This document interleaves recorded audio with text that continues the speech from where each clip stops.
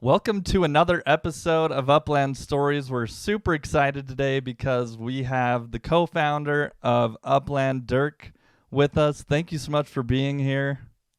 How Hey, are you doing today? hello, Dora. Thank you. Yeah, excited. My first time on your podcast here, also on the YouTube, right? So looking forward to it. Yeah, we're ecstatic to have you here. So thank you so much for being here. So part of this Upland Stories show, we like to kind of get people's background and kind of their background with blockchain, with everything related to the metaverse, and you obviously being one of the co-founders of Upland. Like what was your past experience with blockchain and crypto and all of this technology that kind of led into this? Yeah, maybe to go even a little bit further back, right? Great. When I was studying at the university, actually, I did a PhD in economics about private and state-controlled currencies. And at that time, there was no blockchain or so around. But actually, I looked and researched a lot of things around let's say, decentralization, centralization, because I was analyzing, the European Central Bank. As you all know, I'm from Germany originally, living in the US for 14 years. So at that time, I was still living in Europe, right? And Euro actually it was a Deutschmark before, or they had French francs, and they combined everything to one currency. And then you need to understand, okay, the currencies were somehow decentralized in the countries, right? And then you have now the Central European Central Bank, putting one currency above everything. And that's where I had a lot of thinking and around this whole topic, what's good, what's bad for centralization, decentralization, and so on. And that's how I got really into the whole topic of currencies. But then, after I finished that PhD, I had the choice. I said, okay, what do I do now? So either I go and work for the European Central Bank or maybe for the Federal Reserve in the US, but these are basically two employers. Yeah. I said, okay, that's not a lot of choice you have. And I always had this entrepreneurial thing in me because even when I was 16, I had a small company together with a friend. We cleaned gardens, in neighborhoods and suburbs, and we did all that. And I said, that's somehow, my heart is always that with starting something new, coming up with new concepts and so on. And that's when I started two companies back then in Germany. So, but how did I get then to the blockchain? And everything. So when I read about Satoshi Nakamoto's, white paper for the first time, I don't know the exact date, but it probably was in 2010 or so, right? Or maybe early 2011. And because having researched in the topics of currencies, I said, oh wow, this is really cool, right? And for those who don't know who Satoshi Nakamoto is, it's this no one knows really if that is a group, is it a single person, but someone who published a white paper about Bitcoin back in 2009. And Bitcoin obviously was based on blockchain. And that's how everything got started. So I got Yeah. really excited about that at that moment, because I said, okay, this is going to change everything. Because on the web, right now what you had is, basically, transmitting information for free, but you were not able to transfer value. And I said, okay, this is really changing things. For the first time, you can, transfer value from one party to the other. And that's where I start, looking into it a little bit deeper. Okay, what does it mean? And I remember here in the San Francisco Bay Area, I went to meetups, with 5, 6 people in there. It was so small, right? No one was really, it was really, let's say, the nerds, thinking about the Yeah. concept Yeah. and everything around it. And that's where I got really hooked on the whole technology. But I think it's at the end of the day, it was not just the technology itself. I thought what it can do, right? That's what got me really excited. And since then, I could never let it go. And that's when back in then I tried several things then in let's say decentralized ledger space. I had another company. We actually built a decentralized video platform also once. We pivoted a little bit later because we were a little bit too early, because blockchain was not really ready for Yeah. prime time. And then in 2018, I put myself then together with Idan and Mani, who were both from the gaming space. and me coming from the blockchain space, and we had the idea, taking this monopoly game what everyone knows, and taking the real world and combine that, and make Upland out of it. And as you all know, we picked the URL upland.me for for our URL. And at that time, we said, yeah, it's going to be metaverse, of course. But Yeah. at that time, no one even was talking about the metaverse, right? It was just, we were ahead of our time. But that's what it's all about, right? When you're an entrepreneur, you can be too late, you can be too early, or you can be, hitting the perfect storm. And I think that's what we're currently doing with Upland. Absolutely. What role do you think, as far as studying currency and all currencies around the globe? I mean, is it too early to theorize like what could happen with like currencies? Let's take UPX and Upland for example. How could this relate to actual currencies being used for real world things, or because there's a lot of fear right now around a looming recession coming, or something like that, and what are your thoughts on that, and how that relates to could that really hurt the metaverse and Web3 market, or do you think that could elevate it? There's so many things that people are scared of, or thinking of. What are your thoughts there? Yeah, we all know currency, and when you speak of currency, we talk about inflation, right? And Yeah. inflation not to be mixed up with money supply, right? And inflation is something which gets measured by a basket. You put different several products into that basket, and you see how is that actually developing. So, like, let's say I don't have exactly everything on top of my head, but it's like how much does a gasoline cost, right? Or how much does a gallon of milk cost? And all that just gets thrown into the basket, and then you compare it, right, month to month, year to year. And when the prices, when the overall price of that basket is increasing, then you speak of inflation, right? So that's a problem. The problem is when you have inflation, that means you cannot buy for the same amount of money the same amount of milk. Let's stay with that Yeah. example, all right? So, and usually, when you go into research, you say, 1 to 2 or maybe 3% of inflation is okay, and it's actually what an economy needs in Okay. order to thrive. Because also the opposite, what is called deflation, when you have actually less, that's also could be negatively, and I don't want to go too deep into here, but it decreases economic activity and lots of things what you don't want to have also, right? So a little bit of inflation is actually correct, but what we are currently seeing, is in Western countries, but all around the world actually, is inflation's above 5, 7, 9, 10%. Wow. And now it gets really tricky because first of all, your purchasing powers gets reduced, what you can buy with it. And the second thing is that people losing trust, right? And they not just buying less because they have less, but they also trusting less the system. And when they're trusting less the system, they're buying less products. Buying less products is not good for companies who are producing them, who are giving work to other people, right? And then you can come into that spiral of things. And with the current, let's say, shifting of the whole world order in a certain senses, right? Yeah. They have the axis China, America, you have Europe, Russia. So all these things will impact, and this is a very, very unique situation which we are in. Can I predict how it's going to be in the future? I probably can't, but I'm also worried, that inflation will not go down because of this current things which is happening all around the world. However, this might be then maybe the big moment for crypto. Might be, I know investment advice here, right? But it could be, Yeah. right? That people are trusting more crypto in the future than actually currencies. And you see that in some countries.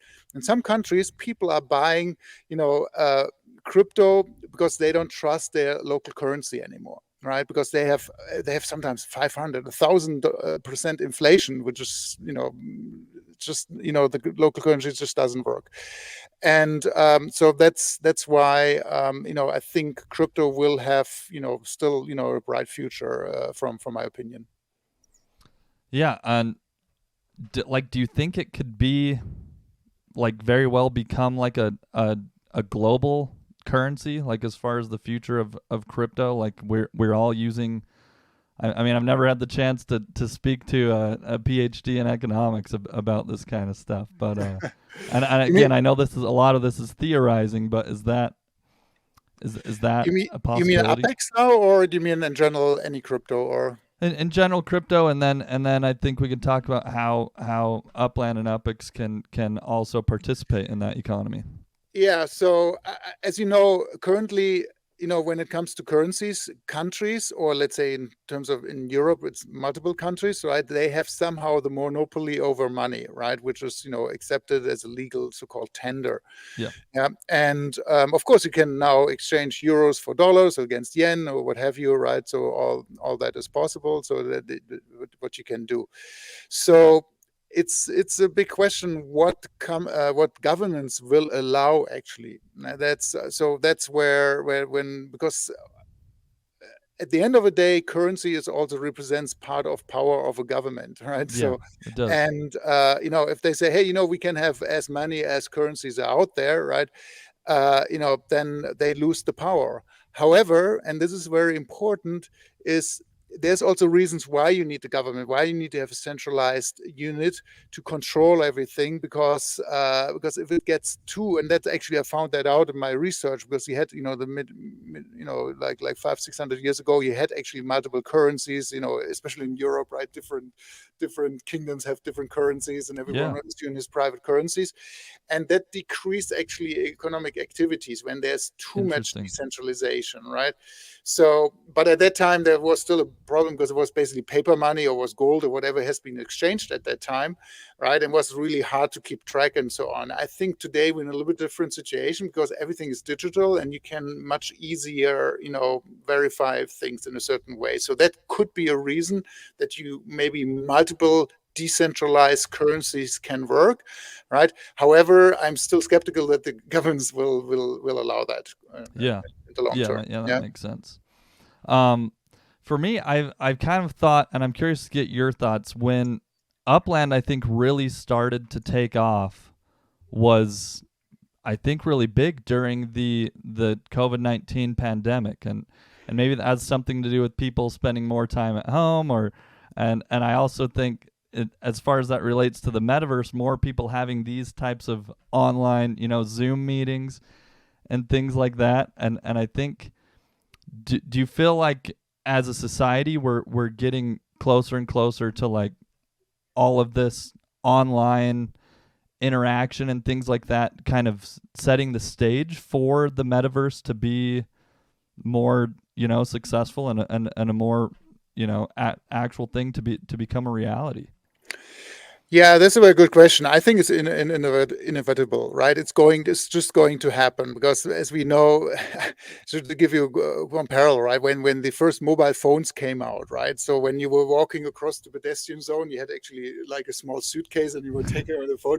People were always say, "Oh, what kind of bragger is that?" Right? He brags that he has a phone or whatever because he was talking publicly, Big like, thing strapped to your hip, right? Like the first cell phones. Yeah, my dad had one of completely those. right. So, and nowadays we're completely used to it, right? And we can, to be honest, most people cannot probably live without their phone anymore, Yeah, right? And of course, we should all take it aside one, and have one day without phone, right? It's yeah, healthy for your mental health, right?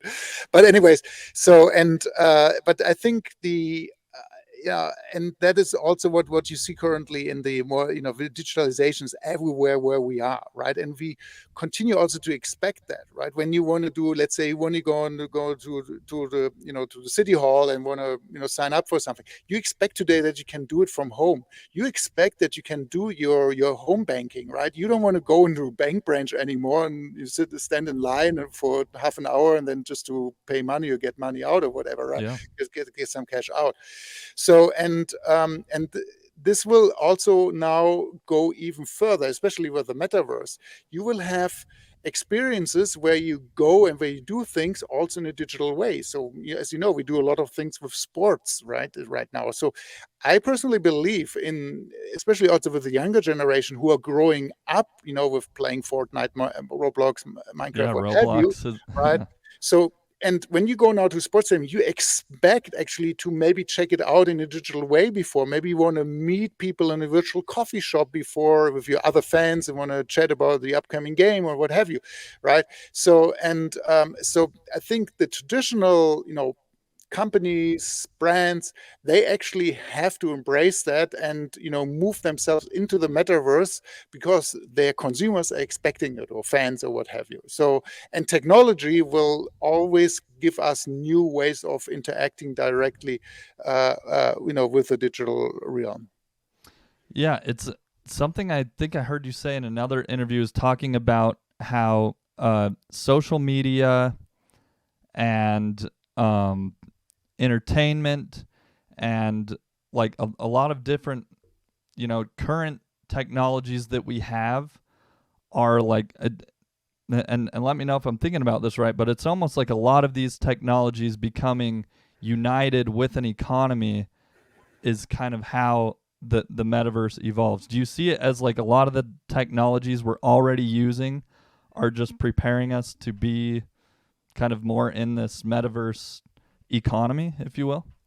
Yeah, I think so. When you speak about how media has evolved over time, right? So I want to always go back to my very famous examples. In the 1920s, right, the way people perceive media, you were going into a movie theater, was just a black and white movie, and there was a piano player. There wasn't even sound, right, playing, right?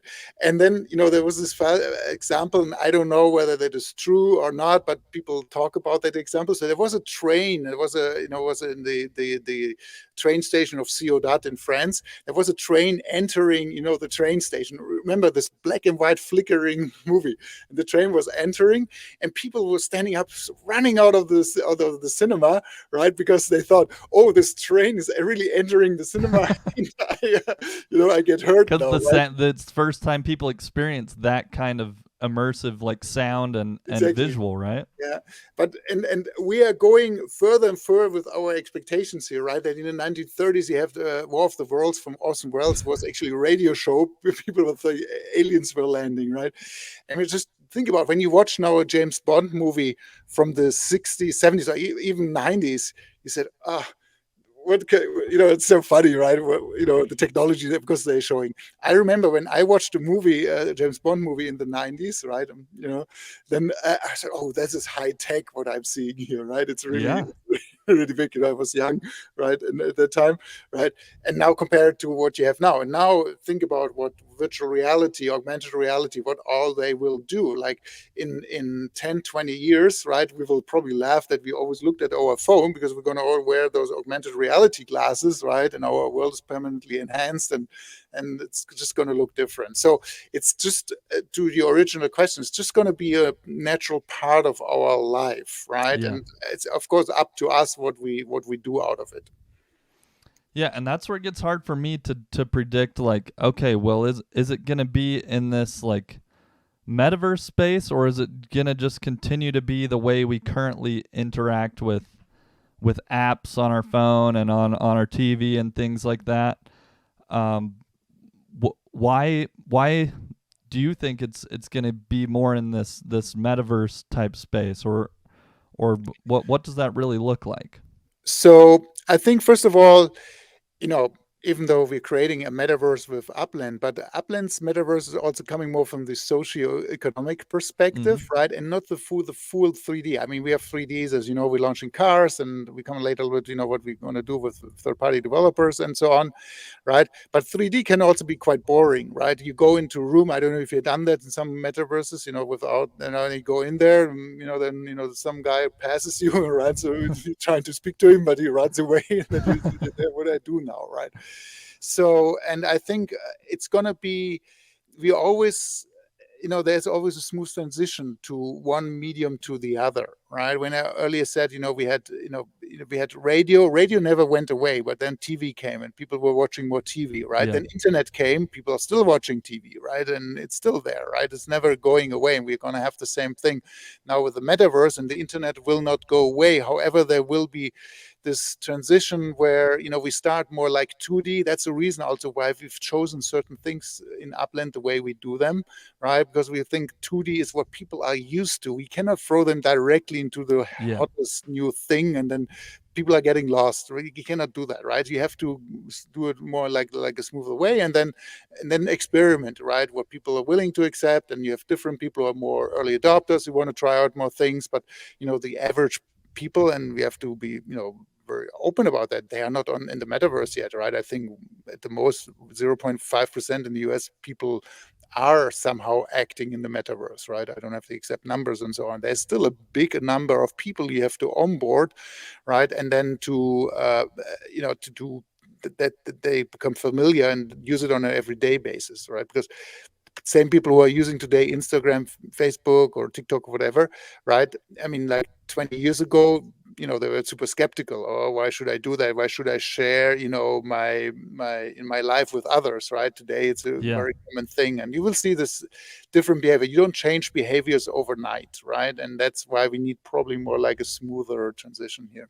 Yeah, that makes sense. And that reminds me, when you were talking about banks earlier, one thing I studied in my entrepreneurship courses that I studied in college was just when ATMs came out, uh, they were there for like 10 years before the average person was actually comfortable putting a credit card in this machine to like take money out of the, putting their code in to actually take money out. So people are like take their time with change.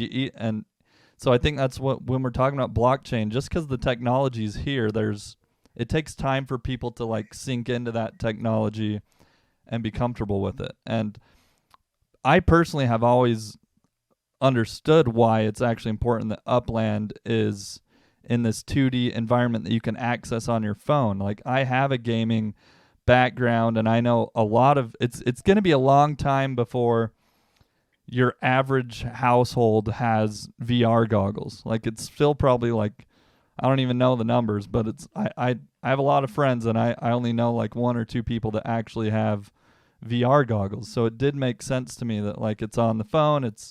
But some people could have those, like in the Upland Metaverse, we could have some with these third-party development tools. Some people could do VR experiences, right? And then, but other people could interact with it just in this 2D environment for years to come, right? Yeah, I think when I said earlier inevitable, I think you bring up a good point. So first of all, why is it not accepted, right? I mean, VR goggles you can purchase today on the market and so on, and lots of people are still not doing it. I think one of the reasons, of course, the tech is complicated, but the other thing is also VR is so immersive. That means you're doing nothing else than being there, right? So also where I'm personally a bit more bullish on AR, right? So you Yeah. enhance your current environment, you don't change your current behaviors and so on. So I think that's war until we are all in the. First of all, the devices have to become less clunky, right? And before we all do that, I think it's still a little bit further out, right? I think AR will catch on earlier.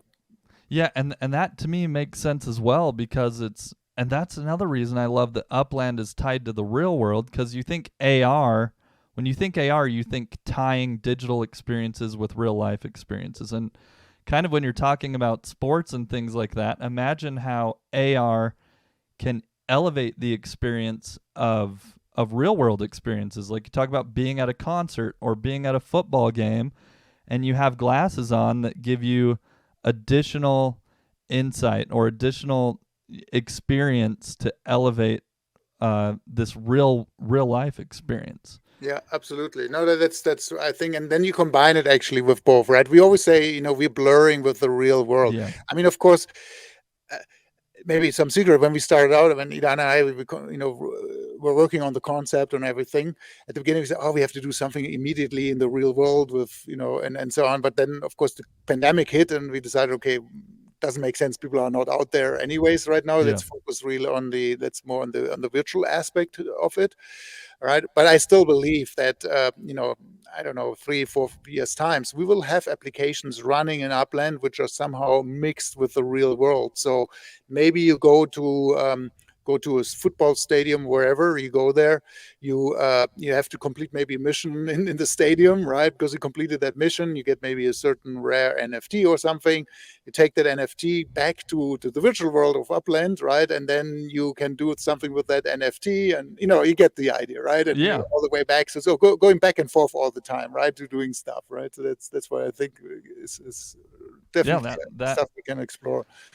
that makes a lot of sense to me, especially like we saw not too many years ago Pokemon Go kind of take the world by storm, and that to me was very interesting because that was the first kind of game that was like mixing real world activity. You actually have to walk around. Like I remember seeing like places just covered like near my house, like parks. There would be like hundreds of people Oh yeah, just all sitting there, and they're all just hunting digital Pokemon, but they have to be there in the real world, and that's just a game that's not even tied to any economy of like value. You can't sell these I mean, in theory, you can you can go collect a lot of Pokemon, and some people were like selling their account to other people, right? If they like collected a lot of Pokemon. So there are people doing that, but it's not the same way that true ownership of like actually each Pokemon, if you were to catch and that was like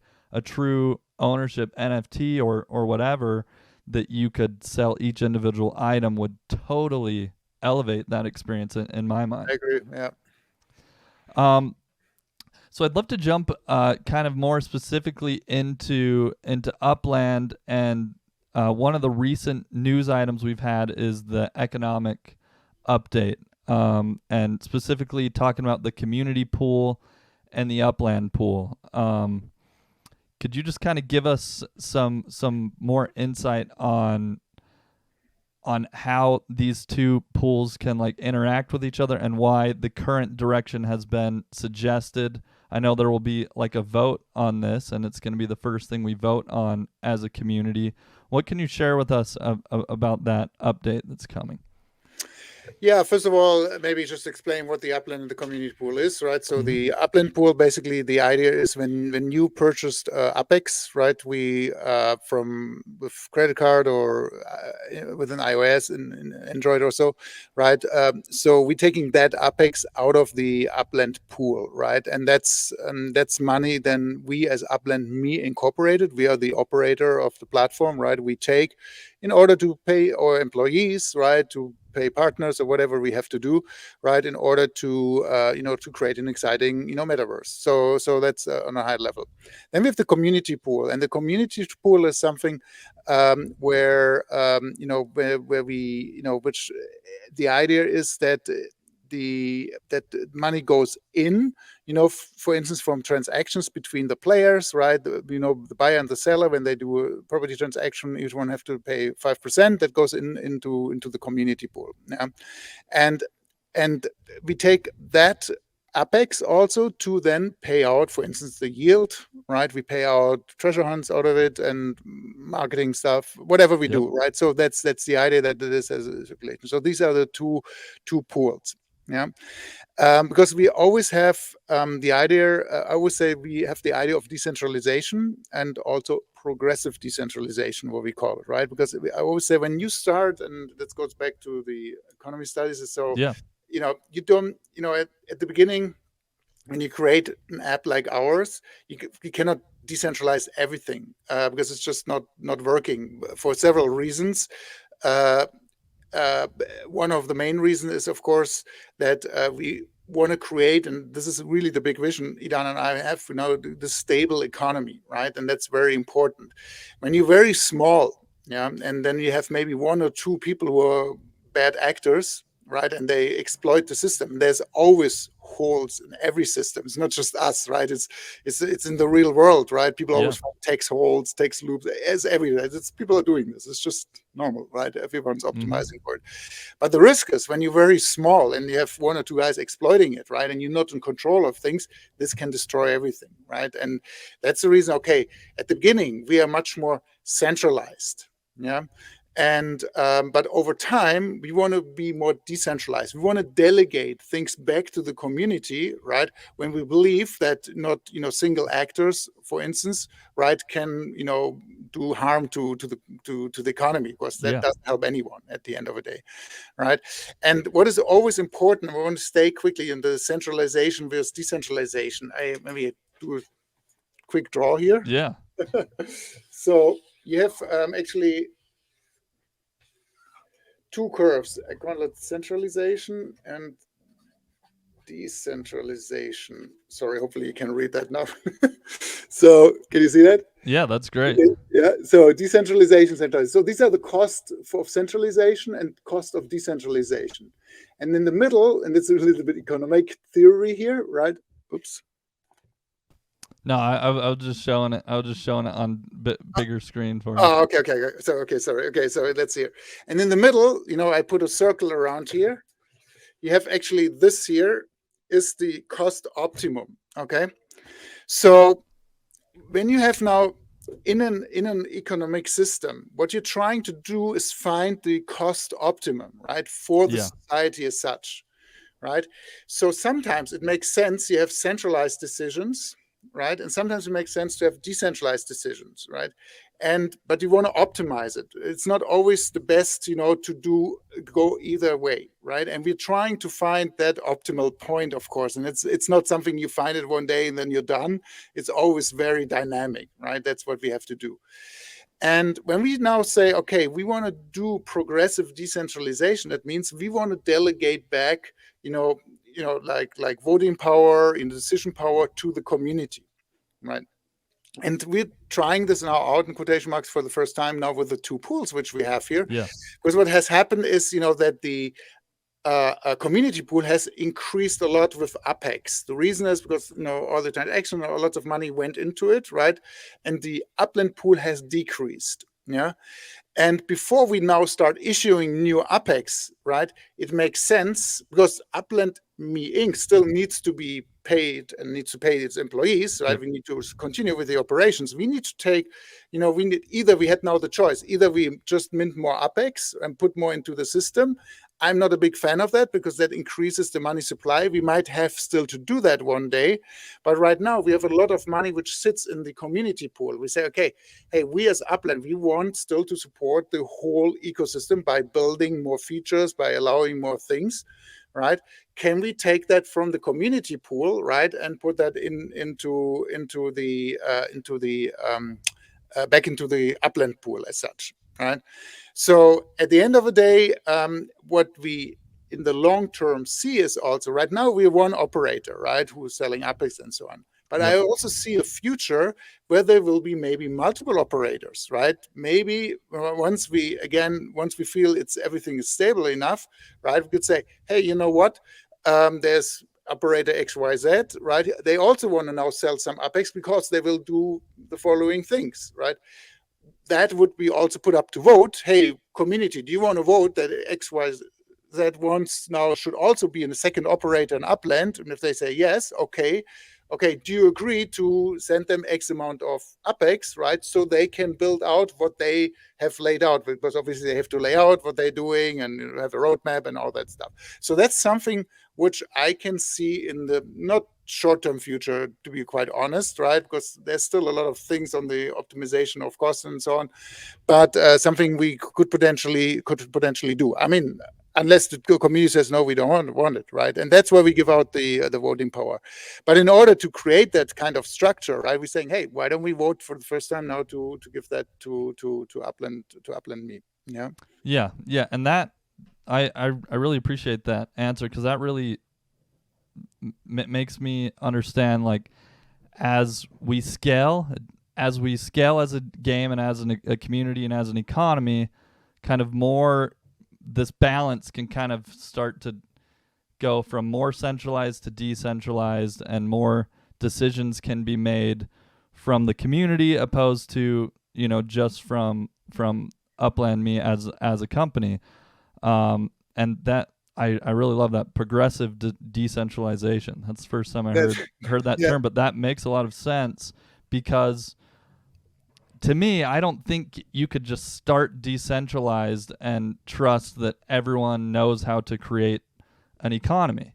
And so I rest easy at night knowing we have a PhD in economics helping to structure the economy that will then allow us to understand it and then build on it as a community. So yeah, maybe to say something. So, but it's not to say that we're going to decentralize everything in the future, right? As I said, we have to get the optimum point, right? And when you think about central banks, when they hire central bankers, normally they're actually not being voted. No one votes for central bankers, right? They get appointed. Of course, they have some political influence on there. I don't want to get too deep into that.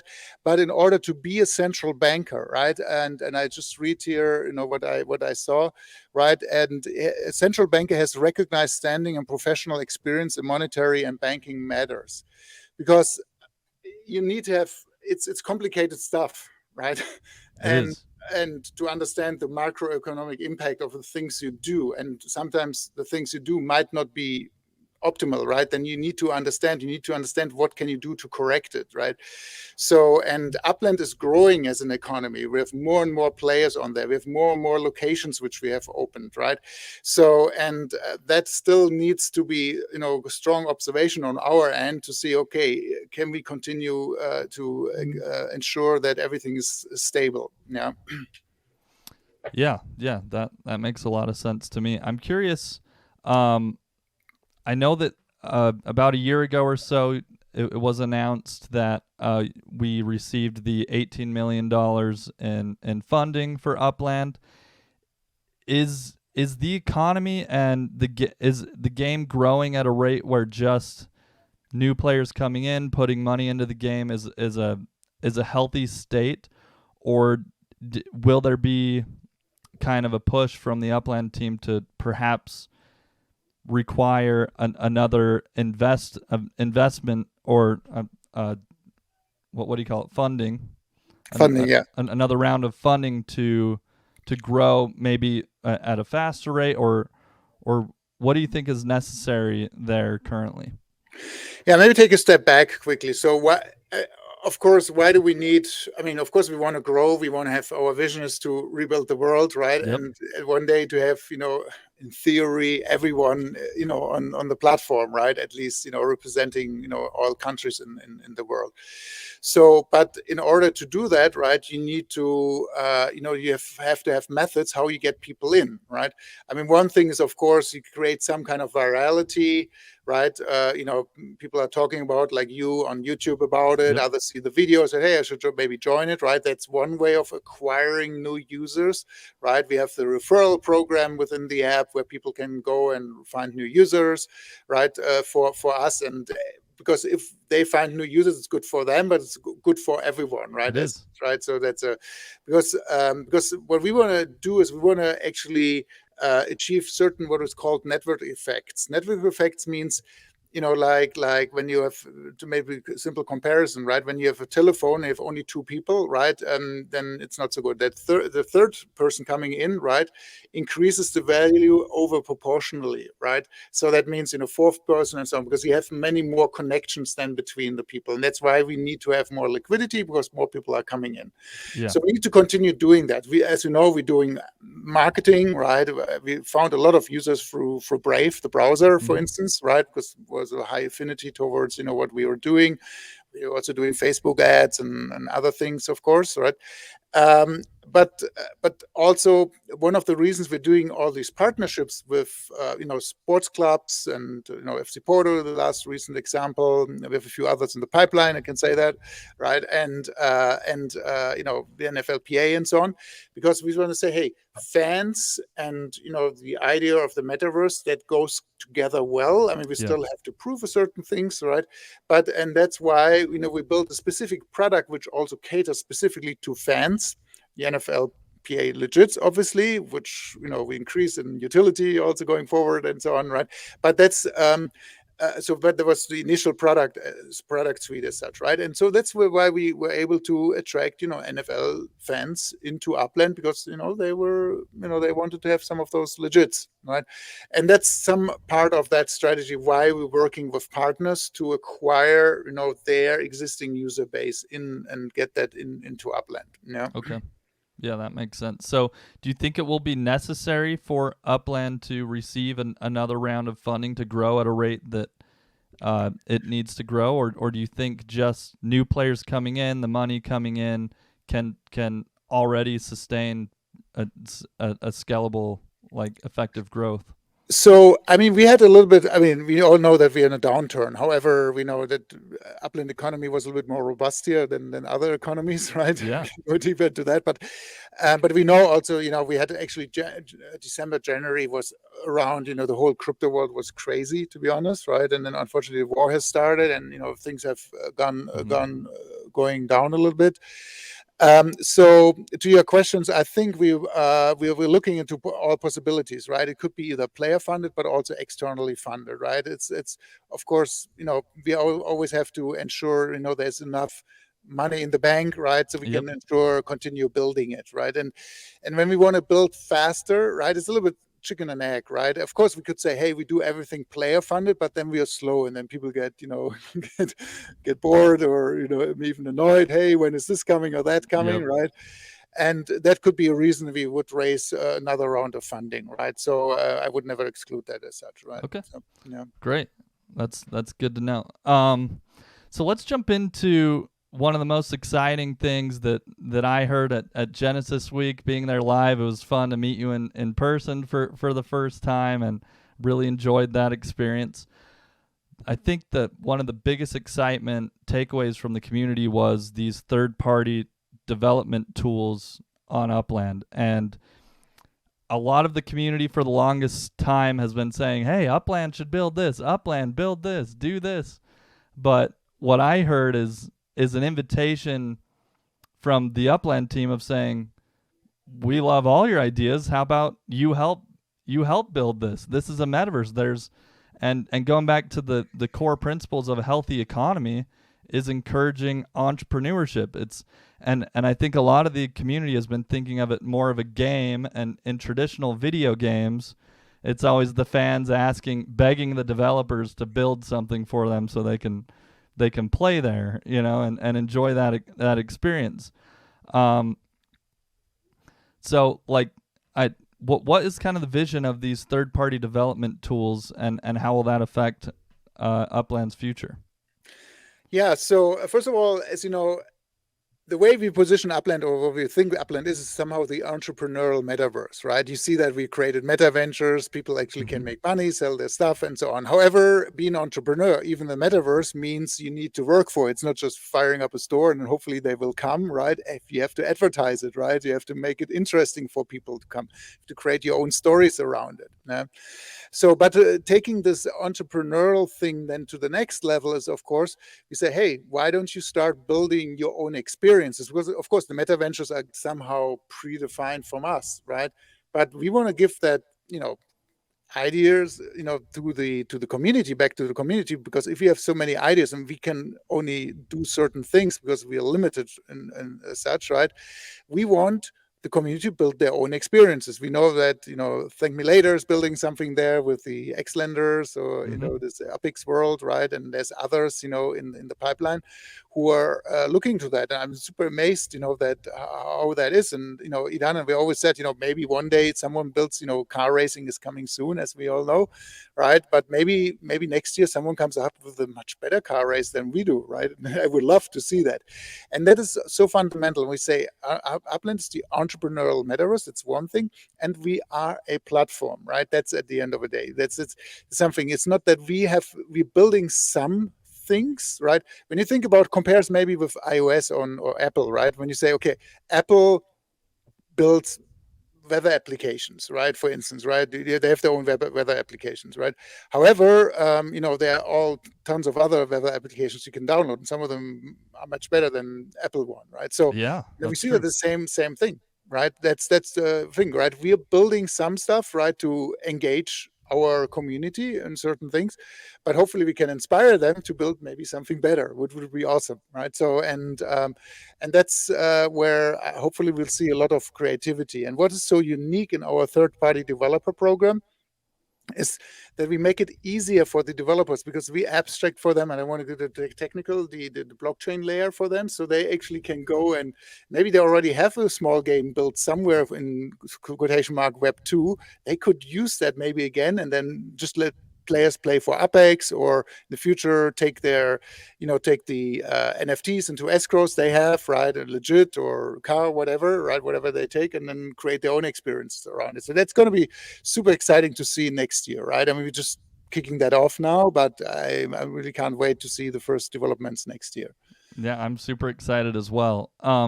Let's talk about this like concept of like layer 1 and layer 2, because you kind of have the Upland current app experience people are referring to as layer 1, but then you have a lot of these other third-party development tools referred to as layer 2.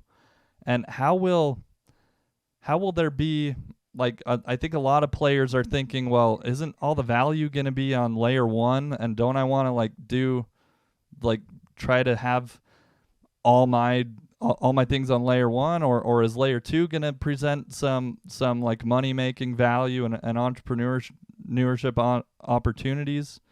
What are your thoughts on that? Yeah, I mean, some of the stuff will be on layer 1, especially for those who are not, let's say, developers or creators who want to say, hey, I want to run and operate a shop. Okay, that's a functionality we have developed and we provide to the user. So that's clearly layer 1 feature where people eventually, can earn some money, right? So that's clear. When it comes to layer 2, right, when now the users, developers are creating their own experiences, right, and we're also discussing how that exactly, and we're going to, communicate that also, how exactly the business model looks for that, right? But I do the comparison, right? Instagram was not developed by Apple or by Google, right? It was developed by some entrepreneurs, right, who came up with the idea of taking your photo stream and creating a social network out of it. Yeah, and that's exactly the same way we see it now. That was also, at that time, no one was calling it layer 2, but at the end of the day, it's some kind of a layer 2 as well, right? You build an app on top of another ecosystem, and that's what we see as well.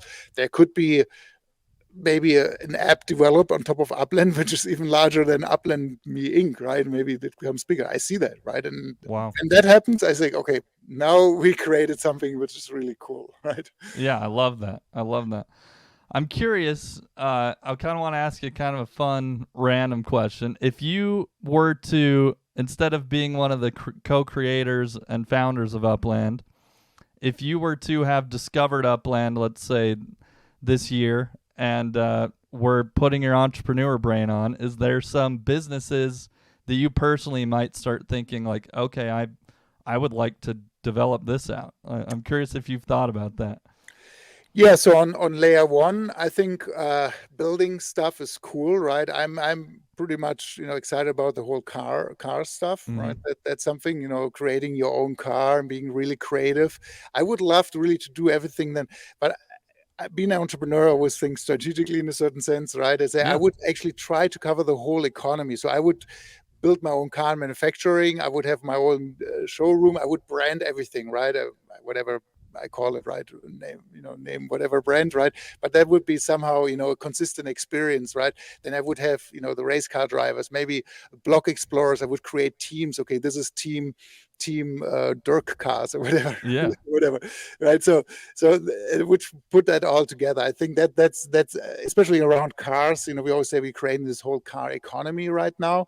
Where people can add more and more, business opportunities around it. That's what I think I would probably personally focus on, right? But sky's the limit, though, right? Sky's the limit at that moment, right? Yeah. So that's something I find really interesting. Yeah. Okay, I love that. Yeah, because I've thought a lot about, well, what are the monetization strategies that people could implement just off the current state? And obviously, we have meta ventures, but I think it's a lot of people struggle to see what the possibilities are with just what we already have. There's a lot of different ways you could monetize a business and create a business right now on top of Upland, right? Yeah, I wonder why is there a YouTube channel called the Upland Entrepreneur or something? Where There people should be. exchange ideas and meet each other, maybe start something together or so, right? You Yeah. can create a sub channel. Yeah, that's something I think about a lot is So what are some of the business opportunities to be working on right now. yeah, I So think there's a lot of things, but when you think about it, right? Of course, when you're an entrepreneur, you have your own ideas, right? Your own vision, right? And very often, people are criticizing you for that. Hey, that's stupid. No one wants that, right? I mean, when I started Upland, right, I tell you, my family said, "What are you doing again? What is this?" Right? So, right. So, and this is something you always have to fight against an entrepreneur. You have to be stubborn and say, "No, I'm just going to go my way here and going to do it," right? And then you come up with ideas. But I think since it's going to be as creative as the real world, I think we'll see things I'm not even coming up with, right? And we see that already now, right? What some people are doing in the world. They should just get inspired, right, by Upland as a base, but then come up with their own things. And the world is so what I would do is, I would scan YouTube videos for entrepreneurship. I would scan for, you can maybe subscribe to I'm not doing ad here, not paid, but the publication Entrepreneur or something, right? To understand how this whole thing works. And that ties so much into, and sorry to deviate a little bit also from that question against is the new world I see is not like our parents. They used to have a job, right? They started at whatever 25 and until they went into retirement. yep. Or grandparents, right? And now people are having more jobs sequentially, but I see also in the future where people are going to have multiple jobs simultaneously, right? They're going to have maybe 3-4 jobs in the metaverse and maybe one real world job, but both add to their actual income. Yeah, and so you don't have to create now a company which is worth $1 billion.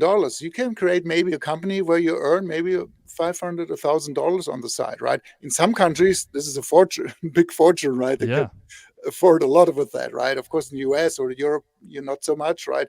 But you can do that on the side, right? And I think this is where the opportunity is for everyone. Yeah, and a lot of podcasts I listen to and have watched, I've heard this concept of like the up and coming workforce isn't really appealed into this like traditional 9 to 5 job as well. They enjoy having maybe multiple income sources, and we have things like Uber, where anyone can sign up and go drive for a few hours of the day, or you can go deliver food, or you can, even have these like, Airbnb. You can rent out an apartment there, and so many people I'm finding are having, just like you're saying, multiple income sources that and maybe they only work a part-time official job to have like health insurance or something like that, but Yeah.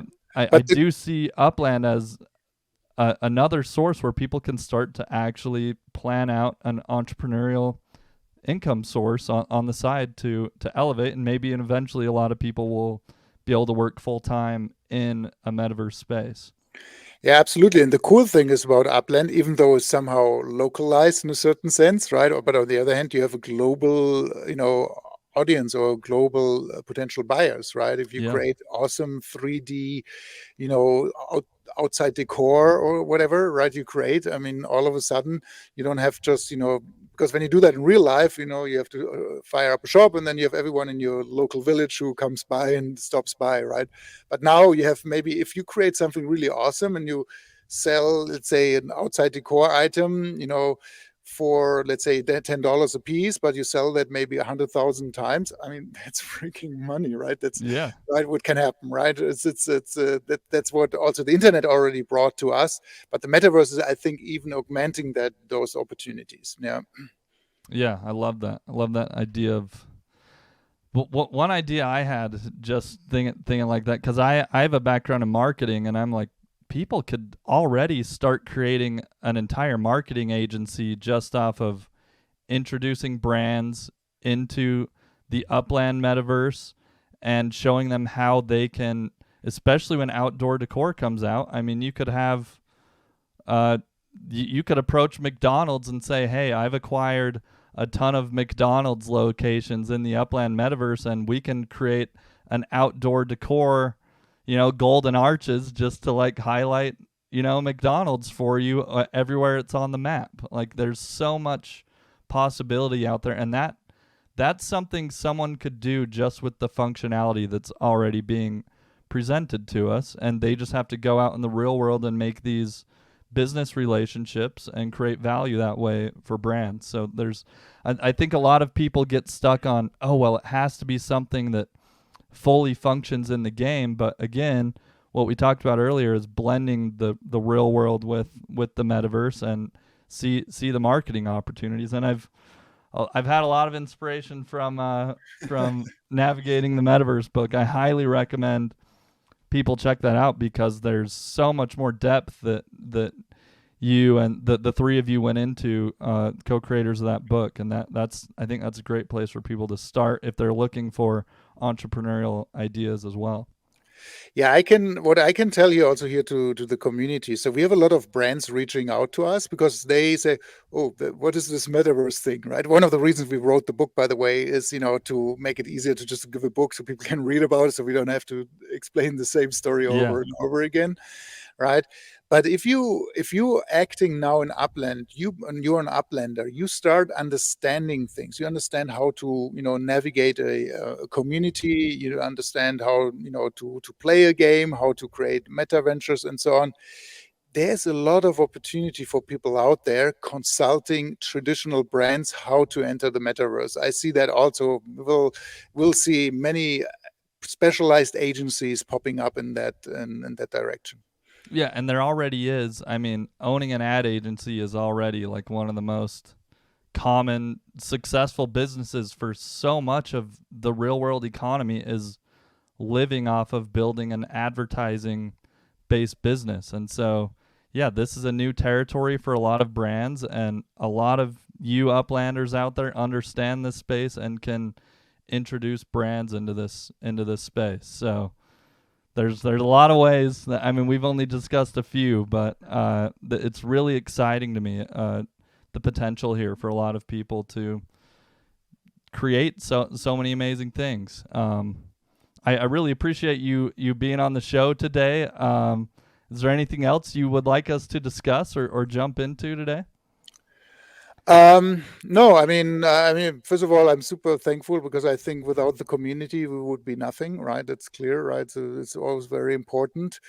We are trying to please as many people as we want to, right? But just like in a regular state, sometimes we do things people like or love, others not so much. That's just a normal life, right? And Yep. You can believe us, we're working hard. I mean, the team is working incredibly hard. Sometimes I'm really bad conscious that everyone's working so hard. They said, hey, you have to also relax sometimes, guys, right? So, Yeah, exactly. without the team, we wouldn't be there, right? And even though we are globally distributed, I think we have an awesome team. I'm super happy, with the way we work together, and we find ways of going about stuff. Yeah. And we have to, maybe also something I want to address. I think what is important, because it has been coming up multiple times, where we open up city after city and so on, right? So of course we always said officially the reason to open up cities is when we have a brand partner, right? Obviously we want to launch a brand partner with that, like Porto now. It was clear, right? That's why we launched Porto. Mm-hmm. Or when a certain area, right, is getting sold out, or getting, when we have, so what we want to avoid is, there's not too much, of course some is good, but not too much artificial price increases, because then and you have to think about that will shy away other users when they come in for the first time, right? They go to San Francisco or New York and find the cheapest places. I don't know what the floor is right now on top of my head, right? But multiple dollars, right? And then people are scared away, and we see that also in our sometimes in the reviews in the apps, right? So I mean, if you're a Yeah. fan of Upland, please give us always good reviews, because we have to educate people, right? That this is a little bit, it's not like a traditional game. It's not like Angry Birds, you go and play for free, whatever. It's a different approach here, but it's not easy to understand for someone who comes in completely new. But having said that, is also one of the reasons we have to open up new cities. I mean, it's first of all, the existing community is excited, but we also want to tap into regions in order to attract new players, right? Yep. Because when we now, because we're going to do ads, local ads also, and so on, right? And that is very important for us, right? And I think it's not bad that not all cities are getting sold out all the time, because if you're a new player, right, you maybe want to say, oh, you know what, I always want to go to Los Angeles, now I'll go fly to Los Angeles.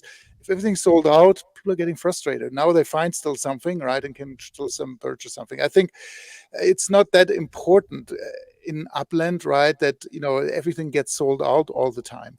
It's much more, of course, we're happy, right, when it's happened, and it shows that we're on the right path, right? But what's so much more important is really this whole idea of that we're building this new nation state, we're building this new economic system here together, right? It's not just Upland, we're just providing the infrastructure for it, right?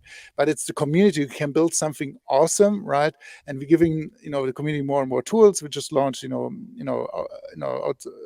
outside the core, right? And Yeah. so this is something which is very, very important also to understand. It's not just speculation and hopefully is invest today 10 and get out 20 tomorrow or whatever, right? It's really creating the value, and that's because we are here for the long term, right? And of course, Idan, if we could have said let's do this for a year and let's run away from it, right? But that's absolutely not right. Our intention, we want to build something long lasting, right? When maybe one day I retire, say, hey, cool, that's what I've built. Now it's now completely governed and managed by the community. I mean, if we achieve that, that'd be awesome, right? And that's something you have to understand. But we have to continue releasing new cities in order to keep the excitement for new players also up. That's important. Yeah. Yeah. Yeah. That I love that. Thank you for sharing that with us. And you heard it here. There's so much opportunity, and the community continues to grow and develop. And so I love that you're going out and making these partnerships, especially in other countries. And obviously, we started in the United States, but it is amazing that you're going out and we're getting partnerships with Porto, and then you're actually doing marketing there in Portugal to get locals there to get excited about it. So thank you for everything you're doing, and I think I can say on behalf of the community, we love the game, and I think as a community, we're beginning to see all the possibilities that I know that you and the team have envisioned for a long time, and I know that there's more to come. I can't wait to hear some of the other exciting announcements that you're. Oh yeah. I can tell there's some that you want to share, but you just gotta wait. Like I know with some of the partnerships, right? Like I know with like NFLPA, for example, like that was one of the first core partnerships. I'm sure that working with them takes a lot of back and forth, and they want you to wait for when they're ready to do it, and sometimes you're like, but so I know there's a lot in the background that we don't always see, but thanks for all the work you're putting into it for us. Yeah. Same for you also, Loldo. I think you're doing a great job here, informing the community, educating, right? And I think it's really, really appreciate that you're putting your time and effort into everything. I really love that, right? And speaking of the partners, that's true. I mean, we're going to have, first of all, we're launching tons of features this half year, right? And we already started this week, right, as you've seen, and there's more to come. Really, really good stuff, which I'm super excited about because I've been hammering it done. We have to get this done. and also the partnerships, right? We're going to do, which we have, some of them are already signed, some are close to be signed. Working with partners is always tricky, right? Because they have to approve everything. They have to say, okay, how can we use their intellectual property in what way, and so on. It's not that easy. Sometimes it seems from the outside, but usually we get there, right? Yeah. Yep. So So otherwise, no. Super excited that we keep the momentum going together. Yeah. Thank you so much for spending an hour with us, and hope to have you on the show, in a few months' time or so to catch up and see all the new developments that we're working on. Cool. All right. Thank you. Thanks, Thank you Dirk. for having me. All right.